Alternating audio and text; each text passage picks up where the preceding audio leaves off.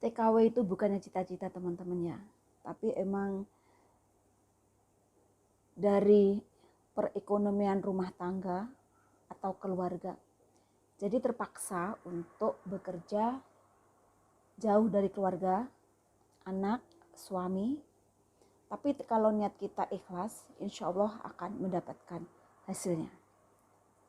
Simak video selanjutnya, tapi jangan lupa like dan subscribe.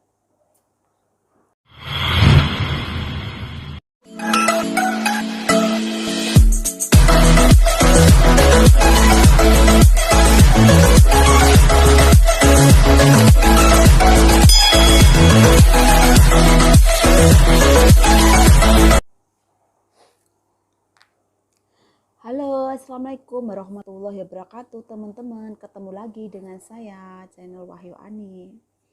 Hari ini aku mau bercerita sedikit pengalaman saya dan sekarang tuh masih aku jalani sampai sekarang ya. Mantan dari TKI Arab, Taiwan, dan sekarang masih bertahan di Hong Kong. Itu kenapa teman-teman? Sebenarnya TKI itu bukan cita-cita ya. TKW, BMI itu sebenarnya bukan cita-cita, tapi emang dari pemerintah itu kita itu dikasih kesempatan untuk bekerja ke luar negeri untuk membantu keluarga kita yang kekurangannya teman-teman.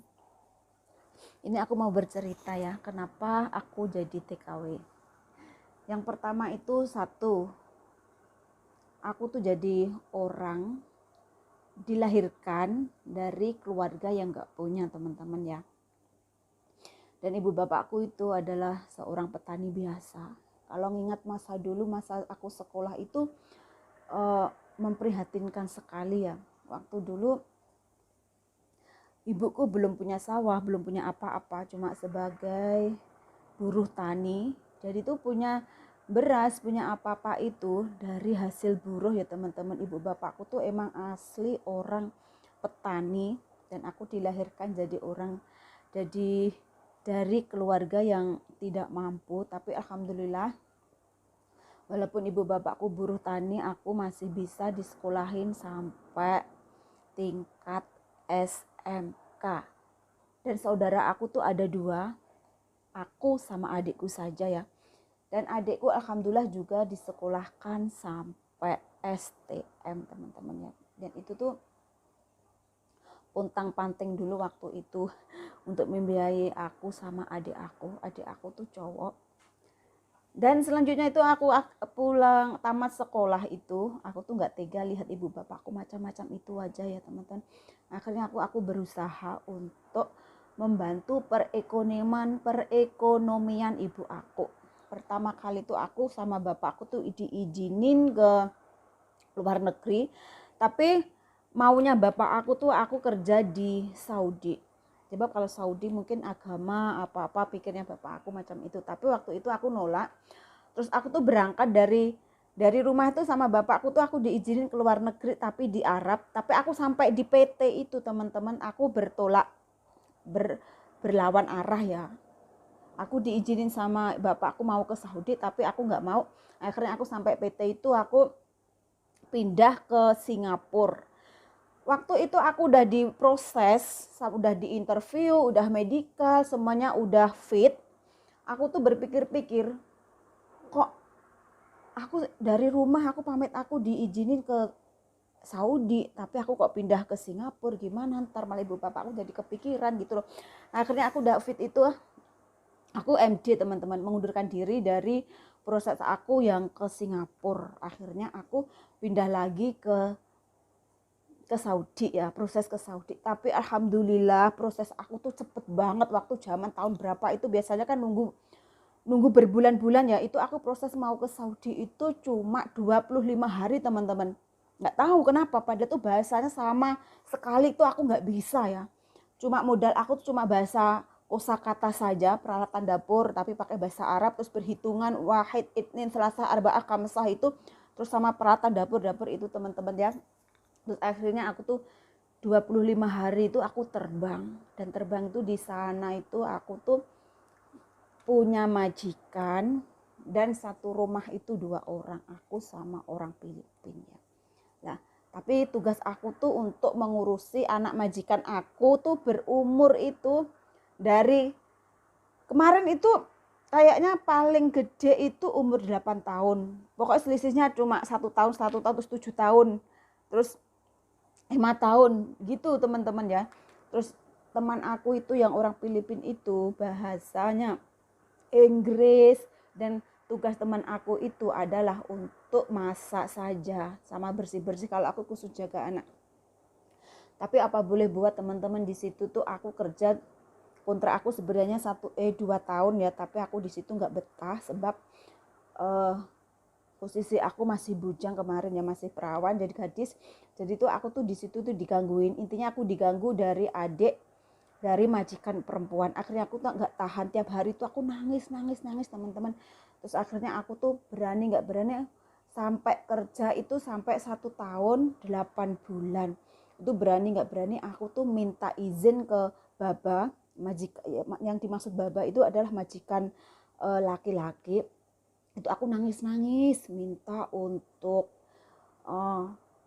dipulangin aku, katanya. Aku pulangin aku, baba, pulangin aku mau pulang ke Indonesia saja sebab ini di sini aku nggak betah sebab aku tiap hari itu diganggu sama adiknya nyonya, aku bilang gitu. Intinya diganggu macam itu, tahu sendiri kan, karena orang Arab itu bukannya jelek semua teman, ada yang baik. Nah kebetulan kalau mendapatkan majikan jahat ya jahat gitu ya. Kalau majikanku sebenarnya tuh majikanku ya baba itu ya, majikanku sebenarnya aku tuh baik banget teman-teman. Cuma aku tuh mungkin aku ya pengalaman kerja pertama kali ke luar negeri terus aku diganggu macam itu kan, aku rasanya cuma ada ketakutan gitu ya. Udah akhirnya aku kerja itu cuma 1 tahun 2 bulan teman-teman ya.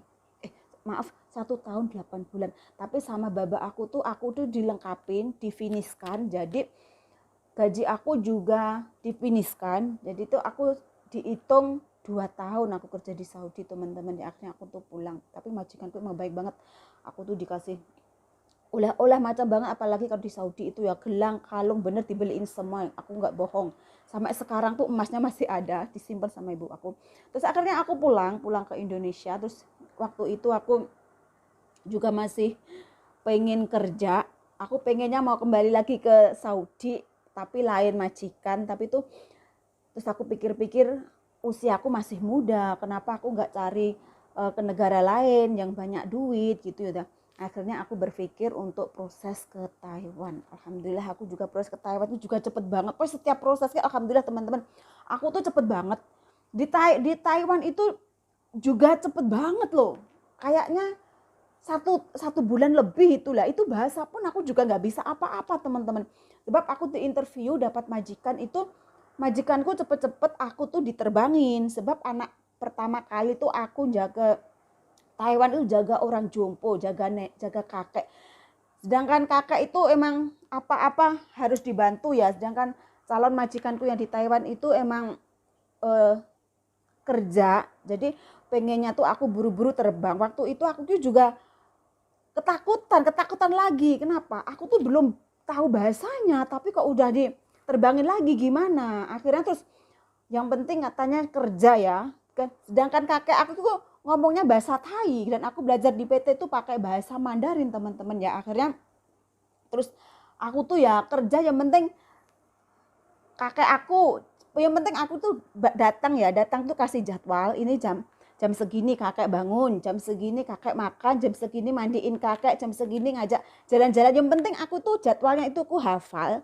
Kalau masalah ngomong itu habis makan itu kakek ciapeng maksudnya kakek yuk makan. Terus kadang aku pakai bahasa Indonesia, kakek ayo sikfan, kayak aku bilang gitu, sefan ya bilang gitu. Oh majikan aku tuh baik banget, kakekku alhamdulillah baik banget. Dan itu tuh aku menjaga kakak itu 3 tahun teman-teman. Nah, waktunya 3 tahun, mau 3 tahun itu aku mau perpanjang paspor, mau panjang sembarang ya. Nah, pas 3 tahun kontrakku habis itu, kakak itu meninggal teman-teman ya.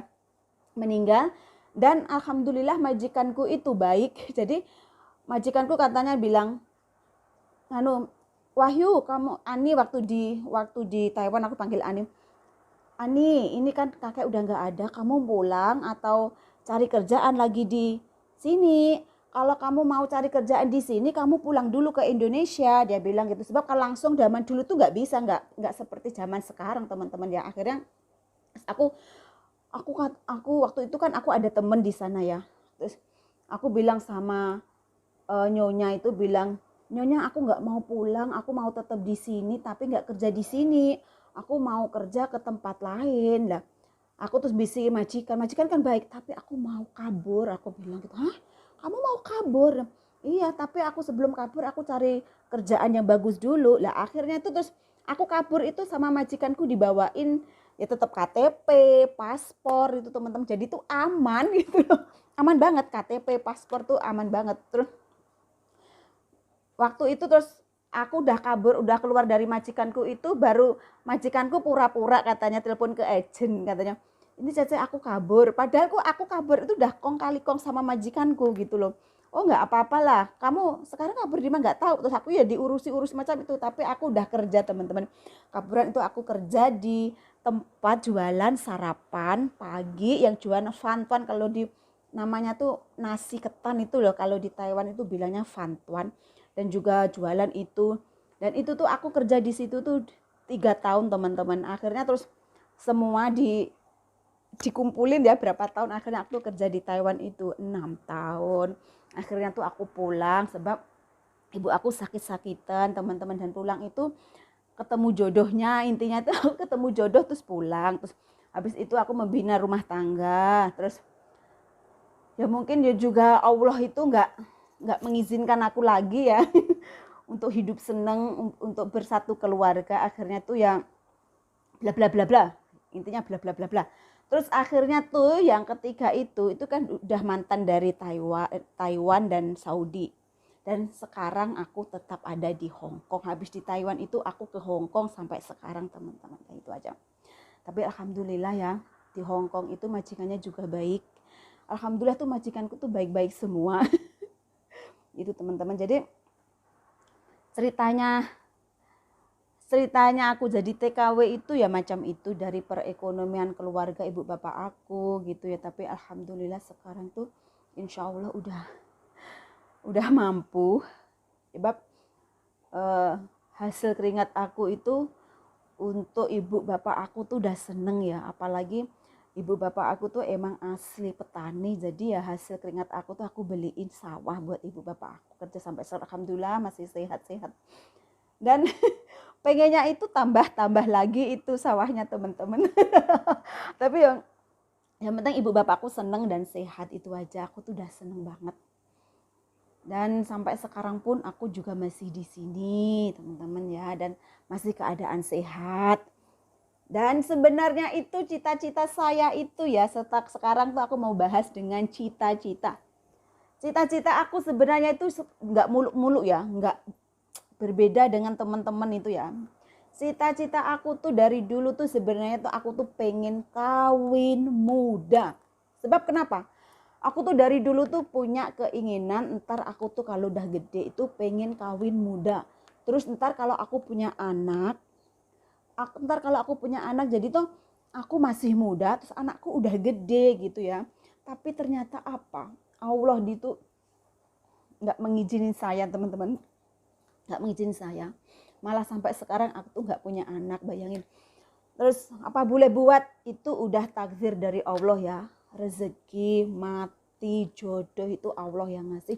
Jadi kita tuh harus bersyukur. Walaupun sekarang tuh aku posisiku belum punya anak, insya Allah aku bisa untuk membantu dari saudara-saudara aku yang punya anak itu teman-teman ya. Itu saja dah. Sebenarnya ntar kalau aku bercerita panjang lebar, waktu udah habis. Intinya kenapa aku kerja di luar negeri, dikarenakan dari perekonomian ibu bapak aku itu dulu nggak mampu, nggak ada.